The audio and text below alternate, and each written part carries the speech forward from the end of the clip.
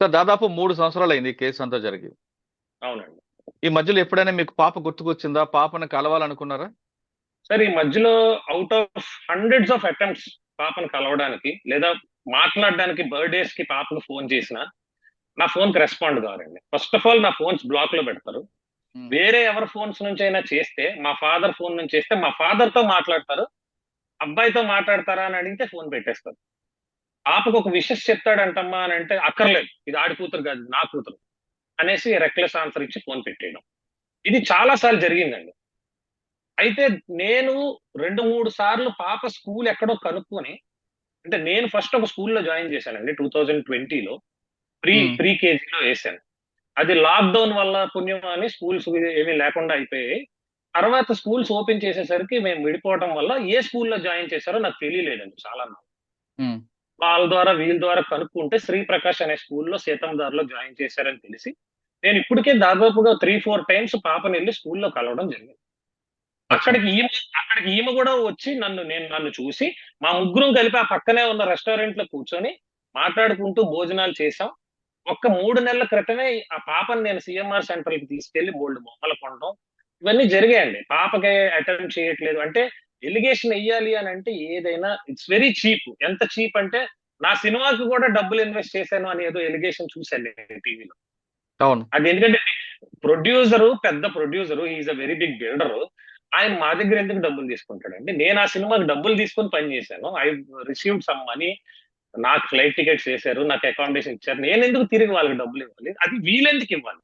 అది ఉమ్. మీరు నేను 4 సంవత్సరాల క్రితం విడిపోతే 2021లో చేసిన సినిమాకి మీరెందుకు వచ్చి డబ్బులు ఇచ్చారు విడిపోయిన వాడికి?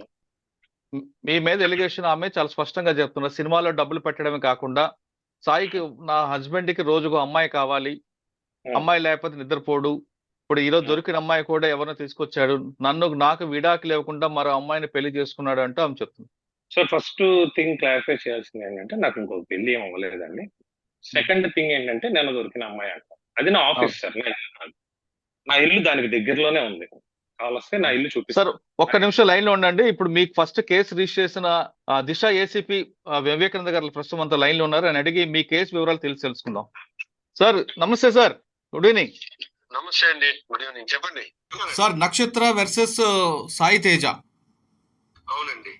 ఆ కేసు వివరాలు ఏంటి సార్ అసలు? ఈ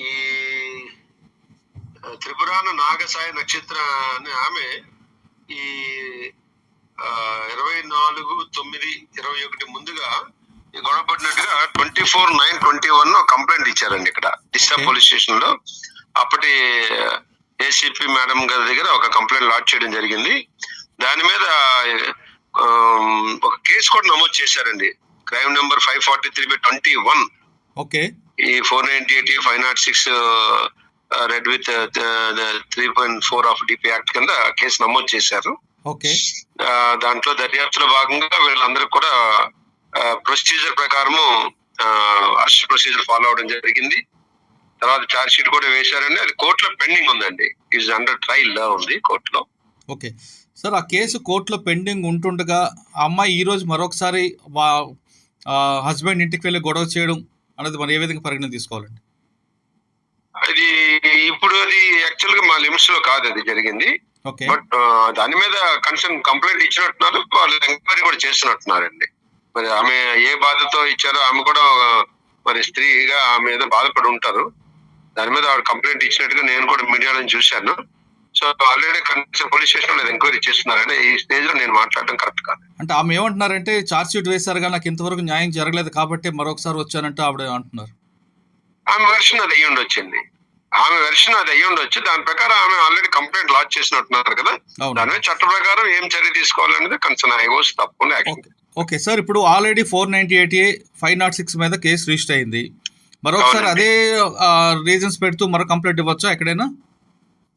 ఆమె కంప్లైంట్ ఎప్పుడైనా ఇవ్వచ్చు, ఆమె బాధ మీద ఇవ్వచ్చు. ఉన్నప్పుడు ఈ ఫ్యాక్ట్స్ అన్నిటి ప్రకారం మేము యాక్షన్ తీసుకోవడం జరుగుతుంది. అంటే సేమ్ ఎలిగేషన్స్ పెడుతూ ఇవ్వచ్చా అని? ఇవ్వచ్చా అంటే ఆమె జరిగిన అన్యాయాన్ని ఎక్కడైనా ఆమె ఇచ్చుకోవచ్చండి. Okay. ఆమెకి ఏ కష్టం వచ్చినా ఎప్పుడైనా సరే తెలియపరచవచ్చు.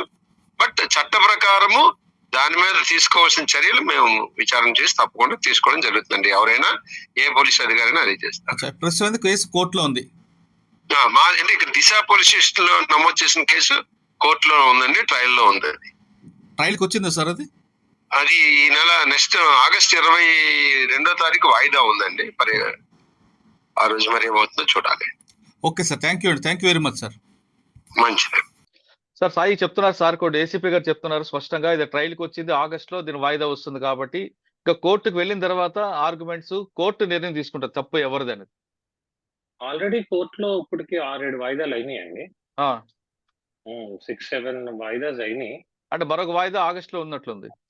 నెక్స్ట్ మంత్ ఉంది సార్. నెక్స్ట్ మంత్ ఉందా? ఓకే. ఇప్పుడు ఆమె చెప్తున్న ఎలిగేషన్ మీరు వివరణ ఏంటండి? మీకు రోజుకు అమ్మాయి కావాలంటున్నారట, సినిమాల పేరు మీద, సినిమాల పేరు ఎలిగేషన్, సినిమాల పేరు వచ్చిన అమ్మాయిల్ని మీరు వాడుకుంటారని, ఇప్పుడున్న దొరికిన అమ్మాయితో మీరు దొరికారని, కాబట్టి నాకు విడాకులు ఇవ్వకుండా మరో అమ్మాయిని పెళ్లి చేసుకుంటున్నారంటూ, నా భర్త చేసుకోవడం నేరం అంటూ ఆవిడ చెప్తున్నారు. విషయం ఫస్ట్ ఆఫ్ ఆల్, నేను ప్రొడ్యూసర్ని కాదండి, నేను హీరో. అంటే నేను ఒక సాధారణమైన నటుడు అంటే I'm one of the technician. నన్నే ఎవరో అవకాశం ఇవ్వాలి, నేను ఇంకొకరికి అవకాశం ఇచ్చేంత స్కోప్ నా జీవితానికి లేదు. నాకే ఎవరో అవకాశం ఇవ్వాలి. నేను అవకాశం ఇస్తానంటూ అమ్మాయిల్ని ప్రలోభ పెట్టడం అనేది ఎవరు అంత పిచ్చోళ్ళు లేరు నమ్మడానికి, రావడానికి. అంటే ఆడిషన్ పేరు మీద తీసుకొచ్చి అమ్మాయిని బుట్టలో వేసుకోవడం మీ హాబీ అంటూ. సార్, ఆడిషన్ చేసే అర్హత నాకు ఎలా వస్తుంది? నేను ప్రొడ్యూసర్ని కాకపోతే. హీరో ఆడిషన్ ఎక్కడ చేయరు. వాళ్ళందరినీ పెట్టుకున్న తర్వాత ఆఖరిగా హీరో కింద ఒక 10 మందిని చూస్తారు. వాళ్ళకి ఆర్థికంగా, అందంగా, క్యారెక్టర్ కి తగినట్టుగా ఎవరు కనిపిస్తే వాళ్ళని పెట్టుకుంటారు. రైట్. అది ఎవరిని వరిస్తుందో అదృష్టం ఆ టైంకి. సో అది ఫస్ట్. సెకండ్, రోజుకు ఒక అమ్మాయి కావాలి అని అంటున్నారు. రోజుకు ఒక అమ్మాయి కావాలి అని అనేది ఎంత చీపెస్ట్ ఎలిగేషన్ అంటే, అంత 5 years అంత అన్యోన్యంగా కలిసి ఉన్నాం కదా మనం. సరే, ఓకే, విడిపోయిన తర్వాత నేను ఉన్న ప్రతి ఇంటికి పోలీసుల వారిని ఆ రోజు కూడా దిశలో చెప్పాను, వెళ్ళి ఎంక్వైరీ చేయండి సార్. ఒక్క ఆడపిల్లైనా ఈ ఇంటి దరిదాపులోకి గానీ ఆ గేట్ దాటి లోపలికి వచ్చిందని ప్రూవ్ చేస్తే ఎన్ని కేసులు పెడితే అన్నిటికీ నేను బాధ్యుడిని సంతకం పెట్టి వెళ్ళిపోతా ఇక్కడి నుంచి అని చెప్పాను. ఇప్పుడు నిన్న జరిగిన సంఘటనకు వస్తే, నిన్న జరిగింది నా ఇల్లు కాదు సార్, అది ఆఫీసు. అది ఒక ఆఫీస్ అండి. అదే నన్ను నమ్మి డబ్బులు పెట్టి, కొంతమంది డబ్బులు ఇన్వెస్టర్స్ ఉంటారు, అది ఒక ఆఫీసు. ఒక సినిమా చేద్దాం అనే ఒక ప్రయత్నం మీద 2 నెలల క్రితం ఓపెన్ చేశాం. ఓకే. ఆ ప్రయత్నం ఇంకా సక్సెస్ఫుల్ కూడా కాలేదు, ఇంకా ఏం సినిమా తీయలేదు, ఇంకా ప్రయత్నంలోనే ఉన్నాం. అంటే కథ రాసుకోవడం, మ్యూజిక్, అది సిట్టింగ్, అవన్నీలో ఉన్నాం. ఓకే. అక్కడ పని చేయడానికి వస్తూ ఉంటారు సార్, అమ్మాయిలే కాదు అబ్బాయిలు వస్తూ ఉంటారు. నిన్న సంఘటన జరిగిన టైంలో కూడా ఆఫీస్ లో అబ్బాయిలు కూడా ఉన్నారు. కావాలని పిక్చరైజ్ చేయడానికి అమ్మాయిని పిక్చరైజ్ చేయడం జరిగింది. అమ్మాయి అక్కడ పడుకున్నట్లు ఉంది కదండి లోపలికి రాగానే వాళ్ళందరూ. యాక్చువల్ గా జరిగిన స్టోరీ ఏంటంటే, ఆ అమ్మాయి మాకు ఒక లిరిక్స్ రాస్తామని చెప్పి మా ఆఫీస్ కి ఇష్యూ జరిగిన ముందు రోజు నైట్ రావడం జరిగింది. అమ్మాయి ఐ రోడ్ ఆ అమ్మాయి, ఇంకొక అబ్బాయి, ఒక అబ్బాయి మా దగ్గర కో డైరెక్టర్ గా ఉన్న ఆయన లిరిక్స్ రాయడానికి ఈ అమ్మాయిని, నా ఫ్రెండ్, ఈ అమ్మాయి నాకు ముందు నుంచి పరిచయమేనండి, పరిచయం లేదన్నట్లా, ఒకసారి ట్రై చేసి చూడండి, నా టాలెంట్ నచ్చితే పెట్టుకోండి అని అనడం జరిగింది. రావడం జరిగింది. ఆ టైంకి నేను లేకపోవడంతో మా స్టాఫ్ కాల్ చేసి, అమ్మాయిని నా రూమ్ లో పడుకోబెట్టండి, అబ్బాయిలతో పడుకోబెడితే బాగోదు, నా రూమ్ లో ఒక బెడ్ వేసేసి, లేకపోతే నా రూమ్ లో జనరల్ గా బెడ్ ఉండదండి, బెడ్స్ ఉన్న రూమ్ పక్క రూమ్, ఆ రూమ్ లో ఒక బెడ్ వేసేసి అక్కడ ఏసీ ఆన్ చేసి పడుకోబెట్టండి, అబ్బాయిలు ఇందులో పడుకోండి అని చెప్పడం జరిగింది. జరిగిన తర్వాత నేను మార్నింగ్ నా ఇంటి నుంచి జిమ్కి వెళ్ళి ఒక 10:30-11 ప్రాంతాల్లో నేను ఇంటికి వచ్చాను. అది ఇంటి నుంచి ఆఫీస్కి వచ్చాను. నేను ఆఫీస్కి వచ్చే టైంకి ఒక అబ్బాయి ఏమో భోజనం తేడానికి వెళ్ళాడు, ఒక అబ్బాయి ఏమో అక్కడే ఉన్నాడు. నేను అప్పుడే లోపలికి వచ్చిన ఆ అమ్మాయిని లేపుదాము భోజనానికి అని చెప్పి, మా ఫ్రెండే కదండి, బయట అమ్మాయి, పరిచయం లేని అమ్మాయి అయితే ఏం కాదు, పరిచయం ఉన్న అమ్మాయే. నేను లోపలికి వెళ్ళానండి. ఇట్లా లోపలికి వెళ్ళానో లేదో, 5 minutes లో ఫుల్ గా మీడియా ఎవరెవరో వచ్చేసి డోర్లు పద్దలు కొట్టేసి లోపలికి వచ్చేసి కెమెరాస్ పెట్టేసి స్టార్ట్ చేశారు. ఆ అమ్మాయి పాపం సరిగ్గా ఫుటేజ్ లో చూస్తే అమ్మాయి గాఢ నిద్రలో ఉంది. అవును. నేను నా పర్సనల్ వాష్రూమ్ అదే రూమ్ లో ఉంటదండి, అది నా రూమ్ కదా, నా ఆఫీస్ రూమ్.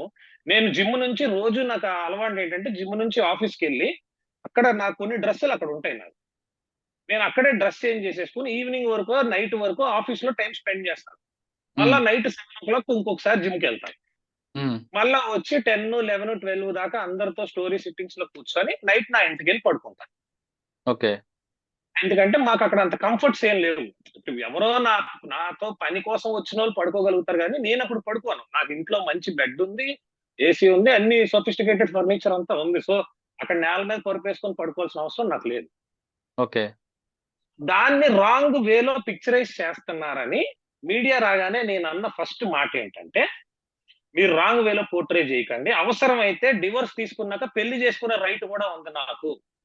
నేను అన్నది I can make any one, అంటే ఈమెనే కాదు ఎవరినైనా డివోర్స్ తీసుకుని నాకు వైఫ్ చేసుకునే రైట్ ఉంది అన్నది నేను ఇంగ్లీష్ లో చెప్పాను.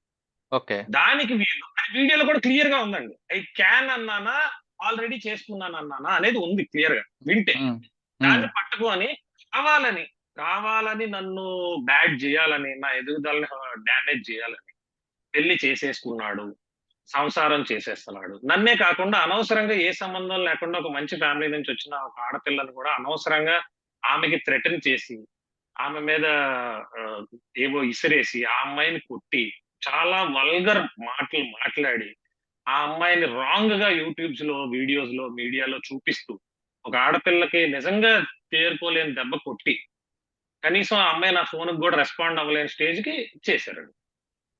సార్ అది కరే నిన్న జరిగింది.